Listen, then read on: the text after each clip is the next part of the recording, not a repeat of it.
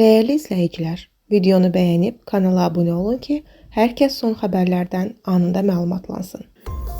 Azərbaycanda toy karvanları illərdir davam edən ənənə kimi sevincin nümayişi hesab olunsa da, son dövrlərdə bu adətin yaratdığı yol hərəkəti çətinlikləri və təhlükəsizlik riskləri ciddi narahatlıq doğurmağa başlayıb. Xüsusilə intensiv nəqliyyat axınının olduğu ərazilərdə uzun avtomobil karvanlarının hərəkəti, səs siqnallarından həddindən artıq istifadə və bəzi hallarda qaydaların kobud şəkildə pozulması həm sürücülər, həm də piyadalar üçün real problemlər yaradır. Bütün bunlar fonunda cəmiyyətdə bir sual getdikcə daha çox səslənir.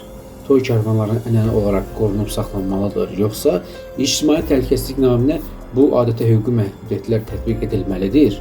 Mövzu ilə bağlı nəqliyyat eksperti Elməttin Muradlı toy karvanları ilə bağlı yol polisinə dəfələrlə müraciətlər edildiyini, maarifləndirici sosial çıxarıqlar və animasiyalar hazırlandığını bildirir.